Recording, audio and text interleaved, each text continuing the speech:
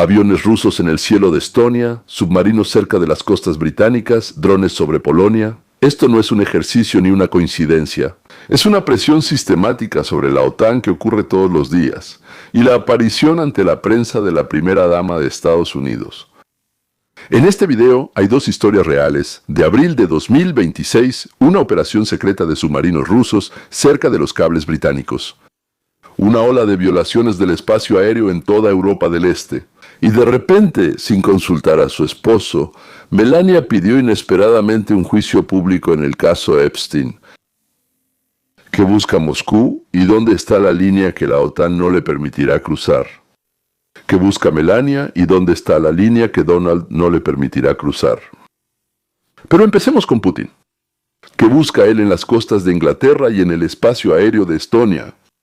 ¿Y qué cambiará en la política de Rusia cuando le resulte incómodo? ¿Qué cambiará? El fantasma en el cielo y la sombra bajo el agua.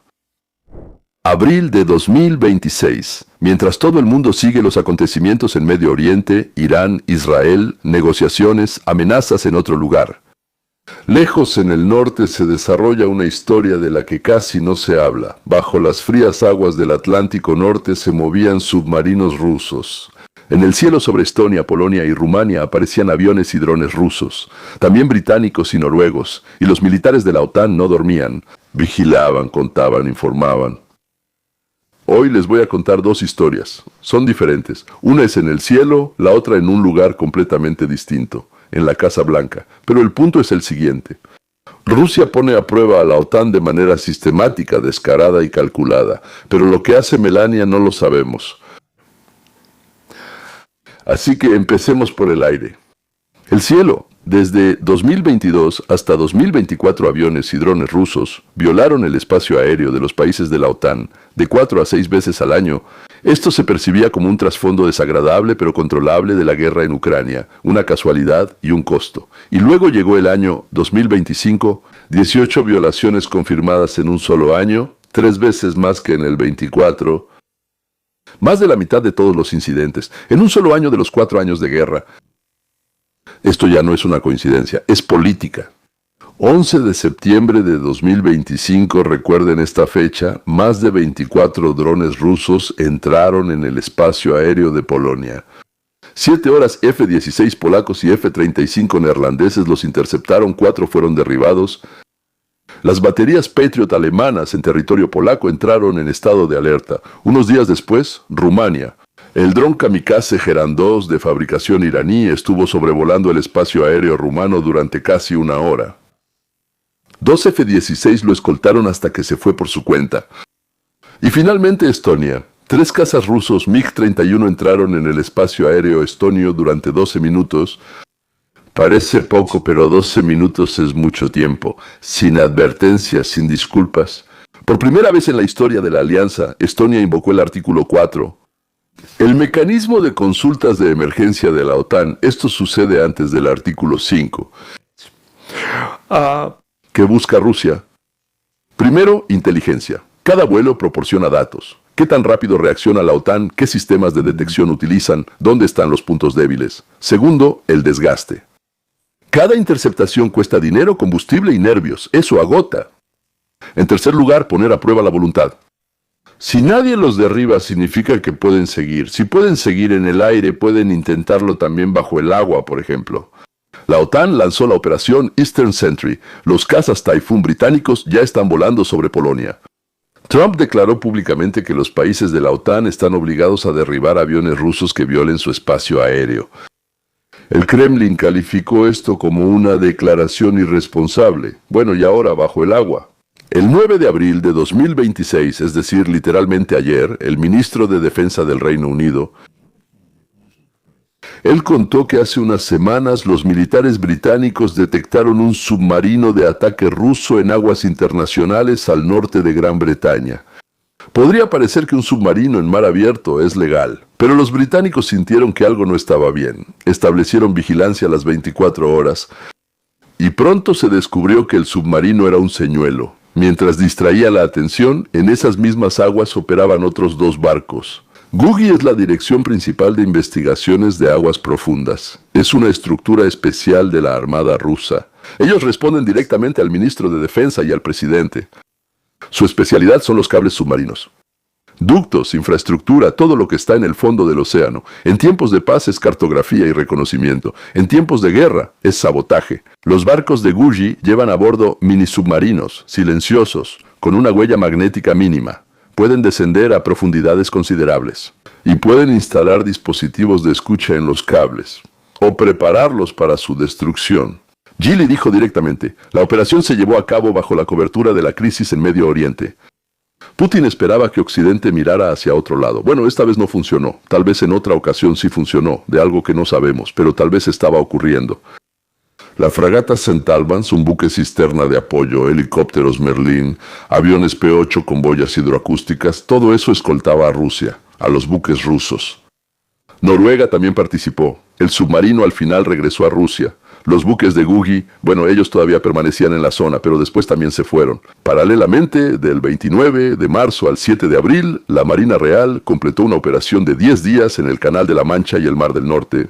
Entonces, el HMS Somerset, el HMS Mercy y los helicópteros Wheelcraft acompañaron a la fragata rusa, a los buques de desembarco y al submarino clase Kilo Krasnodar que pasó por el estrecho.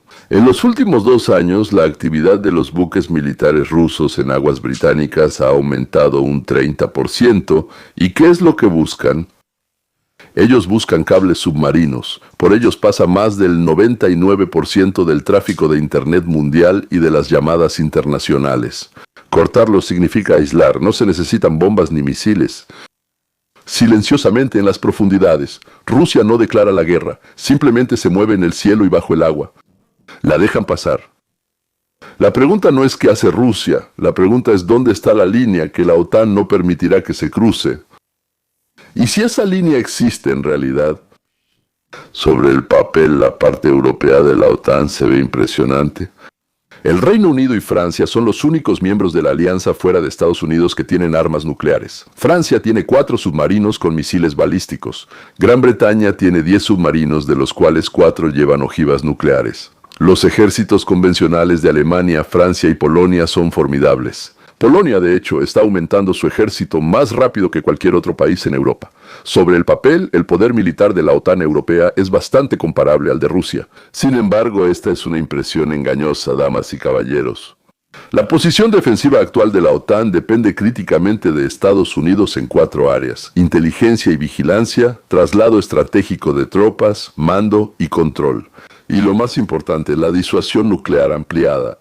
Estados Unidos proporciona aproximadamente el 70% del potencial militar de la alianza en indicadores clave: tecnologías avanzadas, activos estratégicos y fuerzas de despliegue rápido. A Gran Bretaña le gusta calificar de independiente su potencial nuclear, pero por supuesto no lo es en absoluto, dicen los expertos. Los estados bálticos siguen siendo extremadamente difíciles de defender, especialmente sin el apoyo militar de Estados Unidos. Rusia podría llevar a cabo una operación allí no para conquistar territorios, sino simplemente para poner a prueba la determinación de la OTAN y provocar la desintegración de la alianza. En la cumbre de La Haya, en 2025, los aliados acordaron alcanzar el 5% del PIB para el año 2035. ¿De quién se morirá el burro? ¿De quién el emperador se enfermará? Y de ese 5%, 3.5% es para la defensa propiamente dicha. Es un cambio serio. Polonia ya gasta más del 4%. Alemania está aumentando drásticamente sus gastos, pero antes solo pagaban el 1%. Rusia hasta ahora se ha contenido exitosamente de enviar tropas militares directas. Pero la preocupación actual en la alianza está precisamente relacionada con que la disuasión pierde credibilidad a medida que Estados Unidos se aleja de Europa, porque la amenaza de un conflicto directo con Estados Unidos siempre ha sido el principal factor de disuasión para la URSS y luego para la Federación Rusa. Para disuadir a Rusia de pequeñas provocaciones en la zona gris, sí, Europa y la OTAN son capaces. Disuadir de un ataque a gran escala contra los países bálticos, eso ya genera muchas dudas. Ganar una guerra convencional sin Estados Unidos probablemente no. La probabilidad de una victoria decisiva sobre un ejército ruso preparado sin la participación estadounidense es considerablemente menor. Bueno, ¿y para qué Rusia organiza estas provocaciones? Bueno, está claro, por así decirlo. Entendemos que Rusia intenta averiguar todo lo posible y quiere saber si la alianza es realmente unida o si es solo una fachada. ¿Aguantará Alemania la presión? ¿Retrocederá Estonia? ¿Estarán de acuerdo los 32 países en arriesgarse a una guerra por un país pequeño y no muy importante? Cada incidente sin una respuesta firme es una señal para Moscú. Y si vamos un poco más allá, cada interceptación le cuesta a la OTAN dinero, combustible, personal y nervios. Si Rusia provoca simultáneamente en el Báltico, Polonia, Rumania y bajo el agua, cerca de Gran Bretaña, eso obliga a la alianza a dispersar recursos y a reaccionar constantemente en lugar de actuar de manera productiva. Es decir, Rusia marca el ritmo. Si se viola el espacio aéreo con suficiente frecuencia, deja de ser un escándalo. Se vuelve rutina. ¿Y qué se ha vuelto rutina? Bueno, eso ya no es una línea roja. Rusia va desplazando poco a poco el límite de lo aceptable sin declarar la guerra. Rusia probablemente no quiere pelear directamente con la OTAN, pero sí quiere obtener lo que una guerra con la OTAN podría darle, sin la guerra misma. Rusia realmente quiere una esfera de influencia, estados tapón, entre ella y Occidente, garantías de que Ucrania, Georgia y Moldavia nunca se unirán a la OTAN, el reconocimiento del derecho de veto de Rusia sobre la seguridad en el espacio postsoviético, básicamente una Yalta II, una nueva división de Europa. La OTAN es un obstáculo precisamente porque su existencia y expansión destruyen esa esfera de influencia. Rusia vio lo que pasó en Ucrania. Incluso sin la OTAN llevan 4 años de guerra, cientos de miles de bajas, la economía bajo sanciones y aislamiento tecnológico. Una guerra contra toda la alianza es de otra magnitud. La OTAN en conjunto tiene un PIB 20 veces mayor que el de Rusia. Una guerra convencional es una derrota para Moscú. Las opciones nucleares significan destrucción mutua. No se logra ningún objetivo racional. Entonces, ¿para qué las provocaciones? Porque existe un espacio entre la paz y la guerra. Y en ese espacio, Rusia se siente cómoda. Violaciones del espacio aéreo, submarinos, sabotajes, ataques a la infraestructura, ciberataques. Todo eso ejerce presión, pero no cruza la línea. El objetivo es obligar a la OTAN a negociar. Demostrar que podemos hacerles la vida muy difícil sin empezar una guerra, así que es mejor llegar a un acuerdo en nuestros términos. La guerra es la última herramienta, no la primera, pero cuanto más tiempo continúan las provocaciones sin respuesta, mayor es el riesgo de que alguien en Moscú decida que ha llegado el momento. ¿Y qué preguntan? ¿Qué pasará si no está Putin? Bueno, las negociaciones sobre Ucrania serán más fáciles. El sucesor no tiene un interés personal en la guerra, como la tiene Putin. Es posible que el conflicto se congele, la retórica se suavice. Algunas sanciones podrían levantarse a cambio de gestos. Rusia no devolverá Crimea voluntariamente, no renunciará a las armas nucleares, no se unirá a la OTAN, no se convertirá en una democracia liberal en 5 años. El reflejo imperial es más profundo que una sola persona. Después de Stalin llegó Khrushchev. Hubo un deshielo, pero la Guerra Fría continuó. Después de Brezhnev, unos años después llegó Gorbachev y el sistema colapsó. Pero eso tomó décadas y fue una coincidencia única de personalidad, momento y circunstancias. La salida de Putin es una condición necesaria, pero no suficiente. Rusia solo cambia bajo presión. Rusia solo cambia bajo presión externa o interna. Nunca voluntariamente a veces.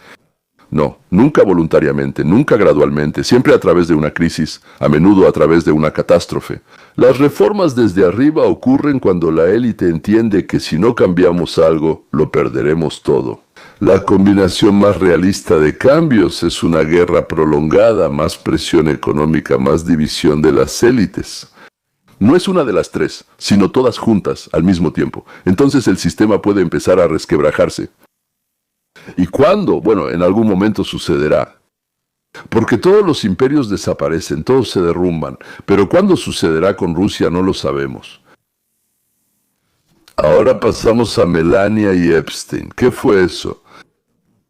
El 9 de abril de 1926, la primera dama de los Estados Unidos de América salió ante las cámaras en el salón principal de la Casa Blanca y dijo algo que nadie le había preguntado.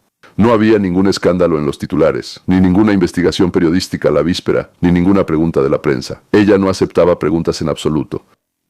Simplemente salió y declaró ante todo el mundo: no tengo ninguna relación con Jeffrey Epstein. ¿Para qué? ¿Por qué de repente? Esa es la pregunta. Y justamente a esa vamos a responder hoy. ¿Qué fue lo que pasó exactamente? Bien, los hechos. 9 de abril, después del mediodía, Melania Trump aparece en el gran vestíbulo de la Casa Blanca. El lugar no fue elegido por casualidad. Justo aquí, su esposo se dirigió a la nación hace una semana sobre la guerra con Irán. Ella habla durante 6 minutos sin teleprompter. Sin preguntas, ni siquiera sus asistentes más cercanos sabían de qué iba a hablar. ¿Qué dijo ella? Cito el texto oficial de la Casa Blanca. Nunca fui amiga de Epstein. Epstein no me presentó a Donald Trump. No fui víctima de Epstein, nunca volé en su avión, nunca visité su isla. Ahora sobre el correo electrónico. Sin duda, en 2026 el Departamento de Justicia publicó parte de los archivos de Epstein. Entre ellos había una carta de Melania para Ghislaine Maxwell. Ella es cómplice de Epstein, condenada por tráfico de personas. La carta está firmada, con amor, Melania. Maxwell le respondió, Sweet Pea, o sea, algo como cariño. Ajá. Se hacen bromas entre ellos. Ay, mi amorcito. Melania explicó, fue una correspondencia social casual, nada más. Y finalmente el final inesperado de la declaración. Ella instó al Congreso a realizar audiencias públicas donde las víctimas de Epstein puedan testificar bajo juramento. Es un hecho, y ahora intentémoslo. Bueno, el análisis. ¿Por qué ahora? La primera pregunta que hicieron todos, desde CNN hasta Fox, fue ¿por qué ahora? ¿Qué pasó? No hubo ningún escándalo nuevo. Los archivos de Epstein salieron en enero. El nombre de Melania se menciona ahí, pero sin acusaciones. No aparece en ningún documento judicial ni en los testimonios de las víctimas. ¿Qué pasó? Primera versión, la legal. El periodista Michael Wolff escribió sobre los vínculos de Melania con Epstein. Sus abogados exigieron una retractación. Wolff se negó y la demandó primero, alegando que ella intenta intimidarlo con la amenaza de una demanda de $1.000 millones. El caso está en los tribunales. Una declaración pública ante las cámaras desde la Casa Blanca es un registro oficial para el caso judicial. Para el expediente, como dicen los abogados estadounidenses, tal vez, la segunda es personal. Melania Trump es una persona de carácter fuerte y decisiones independientes. Durante años ha visto cómo circulan fotos e historias falsas en las redes sociales. Y en algún momento decidió, basta. Su asesor le dijo directamente, si ella no se defiende a sí misma, ¿quién lo hará? Otra vez, solo Dios sabe. Pero la tercera versión es estratégica. El caso Epstein no está cerrado. El Congreso está presionando al Departamento de Justicia. Bondi, exfiscal general, se negó a presentarse a la audiencia sobre este tema. El tema volverá a surgir. Bondi no está, así que volverá a surgir. Y al ponerse del lado de las víctimas y pedir audiencias, Melania se blindó políticamente. Ahora ya no está del lado de quienes se encubren. Está con las víctimas, pero hay una cuarta versión, la más interesante. Donald Trump se enteró de la declaración de su esposa por las noticias. Piénsenlo, la primera dama hace una declaración desde la Casa Blanca sobre un tema que es políticamente tóxico para el presidente, y el presidente no lo sabe. No es un error, es una postura. Melania Trump es conocida desde hace tiempo por actuar de manera independiente, de cualquiera, incluso de su esposo. Ella votó de manera diferente a lo que él esperaba. Ella aparecía en público cuando lo consideraba necesario, y desaparecía cuando no quería. Es una figura aparte, es una figura independiente. Su llamado a una audiencia en el Congreso contradice directamente la postura de la Casa Blanca. Trump llamó al caso Epstein un engaño, bueno, una invención, ¿verdad? Su equipo llevaba meses diciendo, es hora de seguir adelante, y entonces su esposa sale ante las cámaras y dice, den a las víctimas el derecho de declarar bajo juramento. ¿Por qué? Quizás ella sabe algo que pronto saldrá a la luz. Quizás ella quiere separar su nombre de la política en este asunto. Tal vez esa sea la suposición más audaz. Ella está enviando una señal a quienes no quieren una investigación real. No lo sabemos. Pero no es una declaración casual de una persona asustada. Es un cálculo. ¿Y ahora qué? ¿Qué pasó como resultado de esa declaración? Primero, el tema de Epstein, que empezaba a apagarse, volvió a los titulares. CNN lo escribió sin rodeos. Ella devolvió el tema al ámbito público, al debate público. Segundo, los demócratas en el Congreso apoyaron de inmediato el llamado a audiencias. El congresista Robert García declaró, estamos de acuerdo con la primera dama, que el comité de supervisión convoque una audiencia de inmediato. Los republicanos tampoco se opusieron públicamente. Tercero, las víctimas sobrevivientes de Epstein de repente criticaron esa declaración. Dijeron que eso pone la carga sobre las víctimas, que ya han mostrado un enorme valor, en lugar de exigir acciones al FBI, al Departamento de Justicia y otros. Cuarto, El Departamento de Justicia, bajo el nuevo fiscal general interino Todd Blanche, declaró que el caso Epstein no debería ser parte de nada dentro del departamento. Es decir, la investigación federal está prácticamente congelada. Y aquí está la principal contradicción. La primera dama exige audiencias. El esposo de la presidenta bloquea la investigación. Es una ruptura pública de posiciones dentro de una misma familia que está en el poder. Bueno, Melania no está en el poder, pero mire, Gennady, cada una de sus apariciones causa revuelo. En conclusión, ¿qué podemos decir con certeza? Melania Trump no es víctima de Epstein. Oficialmente no hay ninguna acusación, ninguna prueba de su participación en delitos. No hay absolutamente nada. Su declaración fue personal, independiente y políticamente valiente, precisamente porque contradecía la postura de la Casa Blanca, desde donde ella hablaba. Pero planteó una cuestión que no va a desaparecer. ¿Quién más estuvo cerca de Epstein y lo sabía? No Melania, otros. El caso de Epstein no es la historia de una sola persona, es la historia de cómo el poder, el dinero y la impunidad trabajan juntos. Sobre cómo las personas que debían proteger guardaron silencio. Sobre cómo el sistema protege a los suyos. Melania dijo, den a las víctimas la oportunidad de ser escuchadas en juicio. Eso es correcto, la pregunta es si habrá suficiente voluntad en Washington para hacerlo.